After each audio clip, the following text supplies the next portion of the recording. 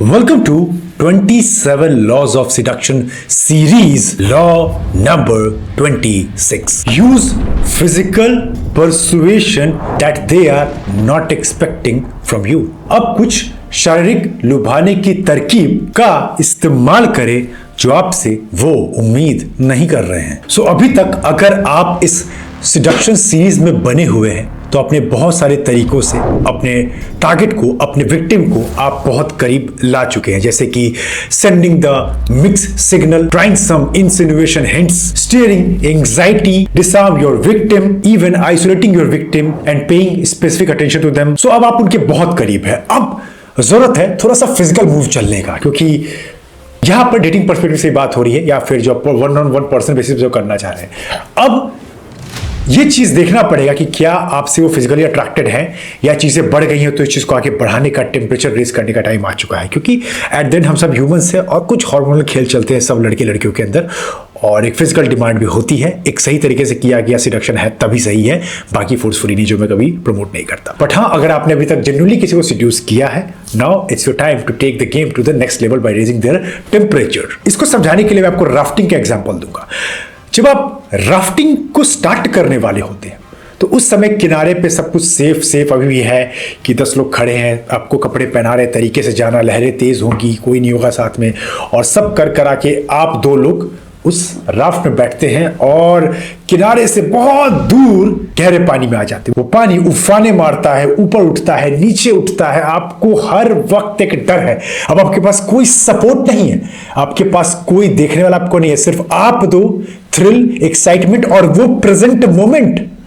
कोई पास्ट की चिंता नहीं, कोई फ्यूचर का पता नहीं, बस आप दोनों, लहरें और एक्साइटमेंट। और वहां पर ना आपको कोई बचाने वाला, ना कोई एंकर, ना कोई डायरेक्शन। और वही स्पेशल मोमेंट पूरे राफ्टिंग के एक्सपीरियंस को नेक्स्ट लेवल का बना देती है, क्योंकि कि आप प्रेजेंट अलाइव हैं, अपने बॉडी के सेंसेस को प्रॉपर एक्सपीरियंस और फील कर रहे हैं। सिमिलरली इस सिलेक्शन लॉ में अब हम लोग 3 चीजों को समझते हैं जिसके थ्रू आपको और क्लैरिटी मिलेगी। पहला, जो आपके विक्टिम है, जो टारगेट है, उनका अगर दिमाग बहुत ज्यादा हर वक्त चलता रहेगा ना, ऑब्वियसली वो आपकी तरफ अट्रैक्टेड हो चुके हैं या हो चुकी हैं, चीजें बेटर हो रही हैं, लेकिन अभी उनका दिमाग चल रहा है। अभी वो चाहते हैं कि क्या चाहता है ये, या क्या चाहती है मुझसे। अब आपको आगे बढ़ना है। आप अगर डायरेक्ट कुछ सिग्नल दोगे तो चीज आपके लिए खराब हो सकती है। वो समझ जाएंगे कि ये बंदा है, बंदी थोड़ा सा मैनिपुलेटिव होने की कोशिश कर रहा है या स्मार्ट बन रहा है बेसिकली। इसके बजाय आपको सेकंड स्टेप में आपको बस कुछ मोमेंट, चीजें अरेंज करनी है, उस सिचुएशन को क्रिएट करना है, कुछ टचेस के थ्रू, थोड़ी सी आई के मूवमेंट्स के साथ, थोड़ी सी स्मोकी स्माइल के साथ, थोड़ा सा इनफॉर्मल काइंड ऑफ सिग्नल आपको पास करना पड़ेगा, जिसके थ्रू आप नहीं करेंगे, उस जगह को, उस माहौल को आपने गर्म कर दिया है। क्योंकि आपका वो टच, आपकी वो स्माइल, आपका वो उनके बालों के साथ खेलना, उनके पास आना, उनको मोमेंट फील करवाना, कोई आसपास नहीं होना, लाइट्स का सेटअप, सब कुछ फील अच्छा हो रहा है, आपने सब कुछ रेज कर दिया, हार्मोन पीक पर है। अब वो ना चाहते हुए उस मोमेंट को आपके साथ वो एंजॉय करना चाहेंगे। Now you have created that kind of perfect scenario, जिसके बाद वो बिल्कुल कंफर्टेबल है आपके साथ, और आप दोनों का वो मोमेंट सिर्फ आप दोनों का रह जाएगा, which is your private moment. Third one, इसी को आगे बढ़ाते हुए आपको कभी भी फोर्स नहीं करना। ये मैं कभी नहीं सिखाता हूं। सिडक्शन इज लाइक, आपने बस परसुएट किया है अपने चार्म से, अपने वर्क से, अपने स्टाइल से, अपने अथॉरिटी से, अपने प्रेजेंस से, अपने वर्क से, अपने ड्रेसिंग से, अपनी इमोशनल कमांड से, जो भी मैंने पावर सीरीज या सिडक्शन सीरीज में बताया है। उसके बाद आप चीजें इतनी आसान करते थे कि सामने वाले के बैरियर्स डाउन हो जाते हैं और वो आपके साथ कंफर्टेबल फील करते हैं। और जिस इंसान के साथ हम कंफर्टेबल फील करते हैं, उनके साथ हम डेफिनेटली आगे बहुत चीजों में बढ़ना चाहते हैं। और हमारा यही काम है, and not to be a forceful person but to be a smart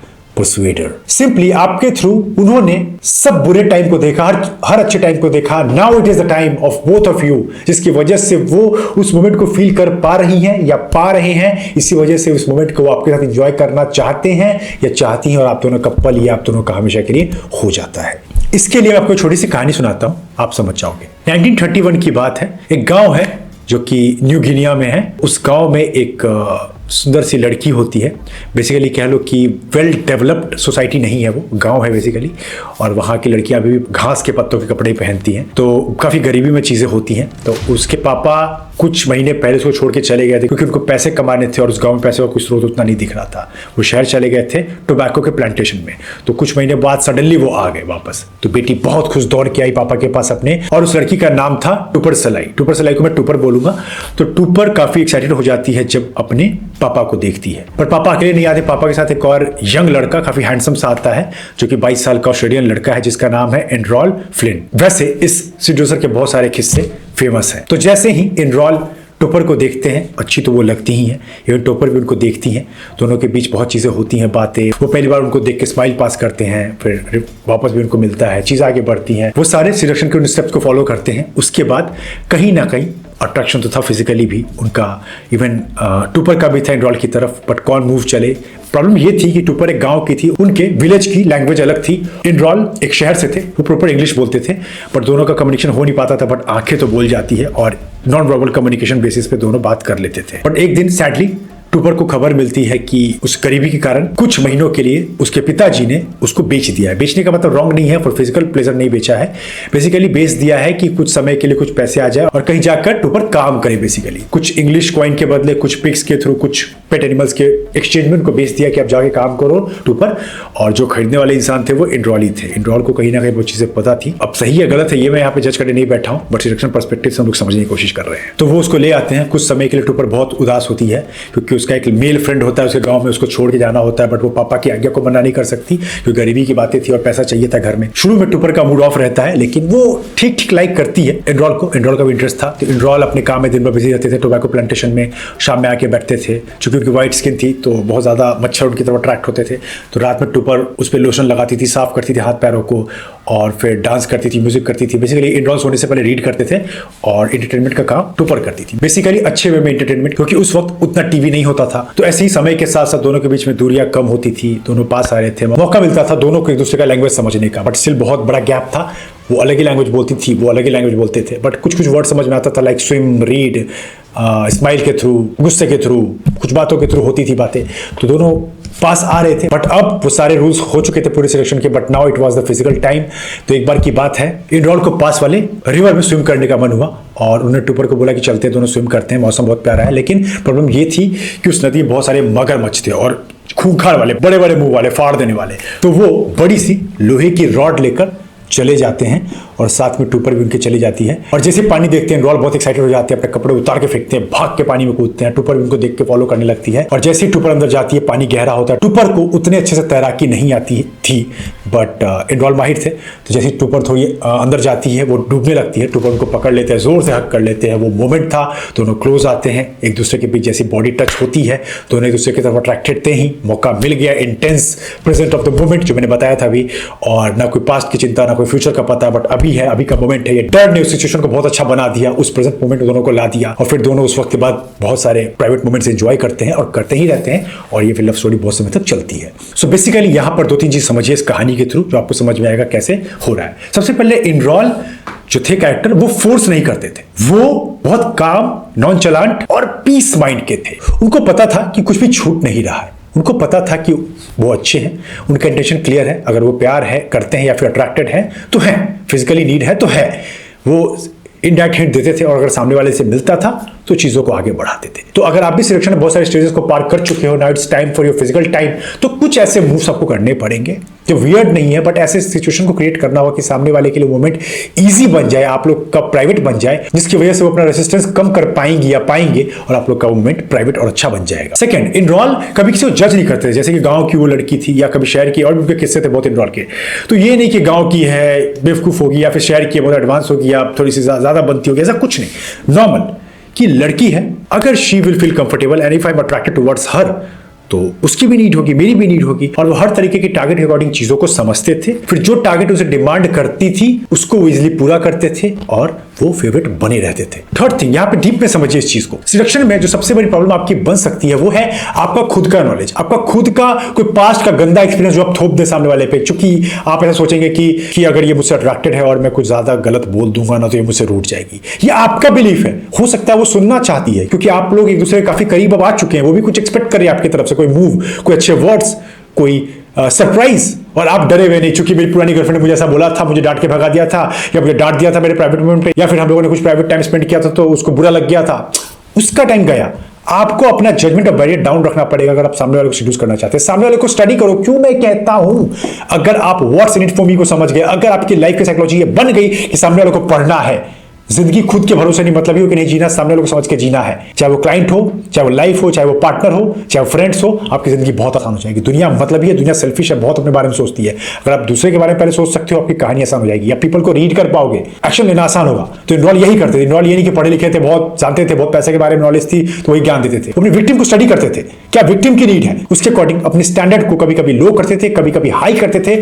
जैसी जैसी सिचुएशन की डिमांड थी वैसे वैसे वो करते थे। तो ये नहीं कि आप $1 मिलियन बिजनेस रन कर रहे हो तो money, business, authority, game, power यही बात कर रहे हो। जो डिमांड है, मैं बार बार क्यों कहता हूं, एडप्ट करो, मास्क चेंज करो। एज ए ह्यूमन हमारा ये पावर है, हम कभी अपना मास्क चेंज कर सकते हैं। बट कोई बेवकूफ होता है कि मैं ऐसा ही हूं, मैं ऐसा ही रहूंगा।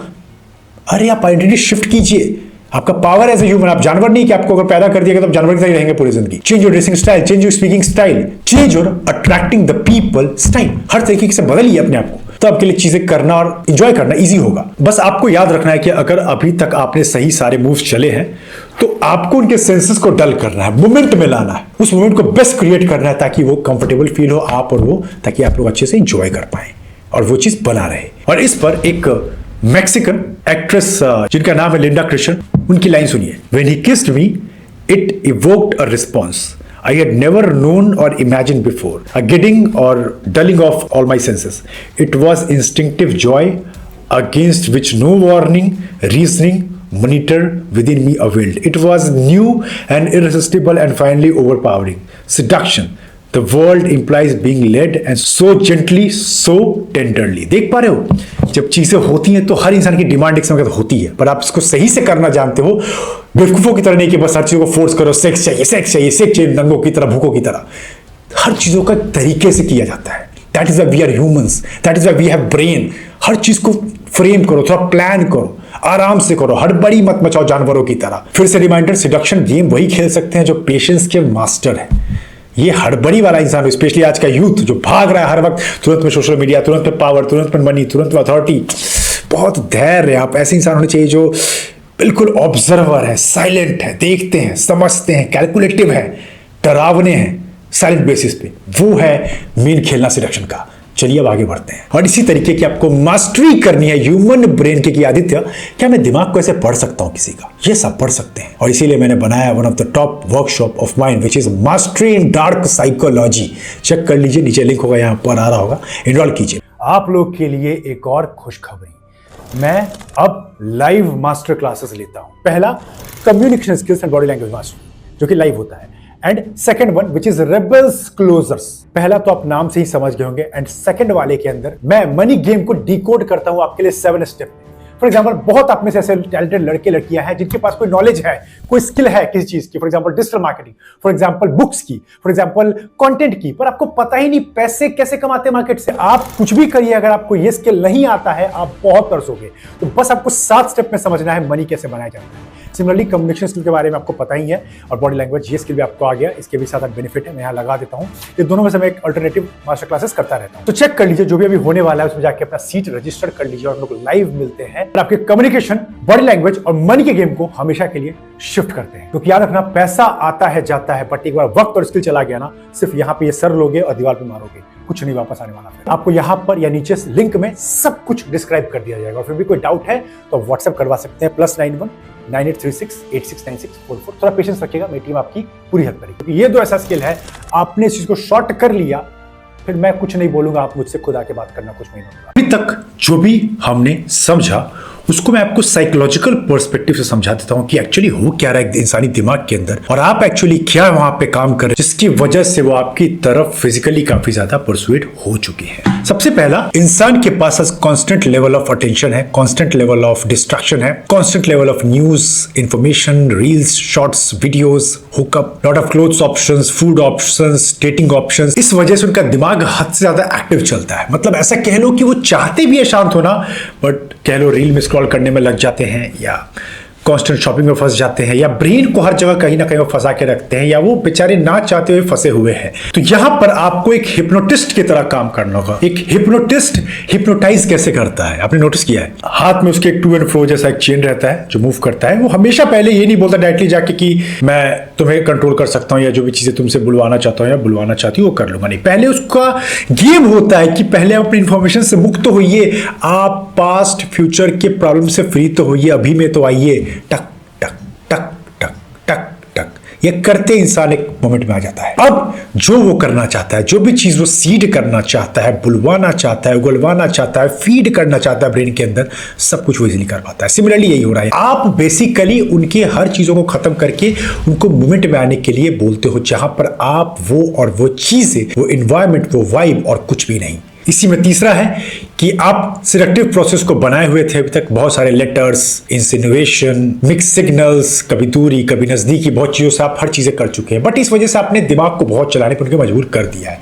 Now it's time to tell them now कि अब रुकना भी जरूरी है, अब इट्स आवर टाइम। और ये चीज हमसे कोई ऊपर वाला, कोई भी शक्ति हमसे नहीं ले सकता। It's me and you and our personal time, that's it. और ये चीज आपको उस मोमेंट में लाकर ही आप ये क्रिएट कर सकते हैं, ना कि फोर्सफुली। बट अभी तक अगर आपने सही से फॉलो किया है तो आप आराम से उस मोमेंट को, उस सिचुएशन को क्रिएट कर सकते हैं, जिसके बाद चीजों को आगे बढ़ाना आपके लिए बहुत आसान हो जाएगा। क्योंकि जैसी पैनिक कम हो गया, इंसान नॉर्मल हो गया, कंफर्टेबल हो गया, आपके साथ वो इजी फील करता है या करती है, तो obviously they will also want to go forward and take the things in a good manner. And the fourth one, जैसी सब चीजें हो गई है, चीजें मोमेंट में आ गई हैं, तो उनका एक्साइटमेंट, उस मोमेंट को एंजॉय करना आपसे भी ज्यादा इंपॉर्टेंट हो जाएगा। क्योंकि आपने इतना मेहनत किया है, सब कुछ दिख रहा है उनको। कोई भी इंसान अपने सेंसेस का ही गुलाम होता है, अपने सेंसेस को मना नहीं कर सकता, उसको दिख रहा है। नाउ सब कुछ अच्छा सेट है, वो उनकी हीट को, उनके टेम्परेचर को, उनके लिबिडो को और ज्यादा बढ़ा देता है, जिसकी वजह से चीजें बहुत प्यारी और मेमोरेबल काइंड ऑफ बन जाती है। और इस तरीके से आप अगर हर चीजों को सही से कर चुके हो तो ये पार्ट आपका बहुत स्मूथ, बहुत बटरिश वे में जाएगा and you will have one of the best type of seduction that will last forever, not just like a hookup guy or a hookup girl or kind of one night, जो मैं सिखाता कभी नहीं हूं। आपको जब भी बनना है एक टॉप क्लास टाइमलेस सीड्यूसर बनना है, जिसका फैन या जो भी इंसान है या दुनिया है बनी रहे हमेशा के लिए। इस खेल में आप आंखों का बहुत यूज कर सकते हैं। आंख एक ऐसी अंडरएस्टिमेटेड पावर है इन द गेम सीडक्शन, जो बहुत कम लोग समझते हैं। लोग मुंह के गुलाम हैं, हद से ज्यादा बड़बोले की तरह बोलना, तुम इतनी सुंदर हो, तुम इतने हैंडसम हो, तुम ऐसे हो वैसे हो।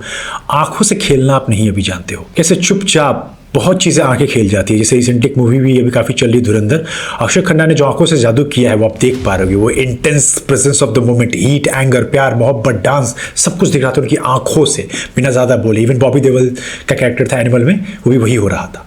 तो eyes are very beautiful things in the game of seduction. जब आप हीट करते हो किसी लड़के लड़की को, या चीजें आपके लिए आगे बढ़ चुकी है, तो ज्यादा स्माइल करना, हाथ से ज्यादा बोलना आपके लिए चीजें खराब करेगा। बट आइज के साथ आप चीजें, या आप पास आ रहे हो, मैं ज्यादा यहाँ पे उस सीन को एक्सप्लेन नहीं कर सकता, मैं अपने दिमाग में उस चीज को देख पा रहा हूँ। आंखें क्लोज है, देख रही है, थोड़े स्मॉक कर रही है, पास आ रही है, लिटिल सा ठहराव है आईब्रो के ऊपर, आप दोनों काफी क्लोज है, डिस्टेंस कम हो रही है, हीट बढ़ रहा है, फिर भी आप कुछ नहीं बोल रहे हैं या बोल रही हैं। उस मोमेंट को बस जीना चाहते हैं, वर्ड्स के थ्रू चीज़ों को खराब नहीं करना चाहते। वो सेंसिबल और सेंसिटिव एरियाज के माइन्यूट टचेस धीरे धीरे टेम्परेचर और बढ़ा रहे हैं, चीज़ों को डीप कर रहे हैं, इंटेंस कर रहे हैं। ये कोई सुपरफिशियल चीज़ें नहीं है, बहुत डीप जा रहा है। आप लोग का बॉन्ड ऐसा लग रहा है कोई स्पिरिचुअल लेवल पे हो रहा है, और फिर सामने वाले का बैरियर बिल्कुल डाउन हो चुका है। और वो मोमेंट जब सामने वाला भी बैरियर गिरा दे और आप भी बैरियर गिरा दे और आप बेस्ट अवेलेबल है, कोई दुनिया की टेंशन नहीं, क्या ही बोलूँ मैं, you are just enjoying this best part of the seduction. मैं ज़्यादा खोने लगा था, बट आप कॉन्टेक्स्ट समझ गए होंगे।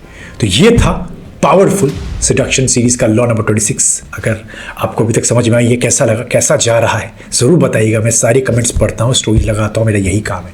इंस्टाग्राम पे फॉलो कर लीजिएगा, मैं डेली अपने अपडेट्स के थ्रू और हाई क्वालिटी रील्स और शॉर्ट्स के थ्रू भी चीज़ें बताता रहता हूँ। स्टोरीज में मैं अपने सारे लाइफ के अपडेट्स, वीडियो के अपडेट्स, जो भी चीज़ें मैं कर रहा हूँ, वर्कशॉप एंड ऑल, सब देता रहता हूँ। साथ में कोई अच्छा टॉपिक को सजेस्ट कीजिएगा। 26 लॉ तक खत्म हो चुका है, that's a great achievement for me, for you, for everyone जो भी मुझे सपोर्ट बना कर रखे law number 1। Even I thanks to my editor team, जो लोग हार नहीं माने और लगे रहे मेरे साथ। बहुत अच्छा सफर रहा, इसको एक अच्छा एंड देंगे लॉ नंबर 27 के साथ। और साथ में आप सारे के सारे वर्कशॉप चेक कर लीजिए।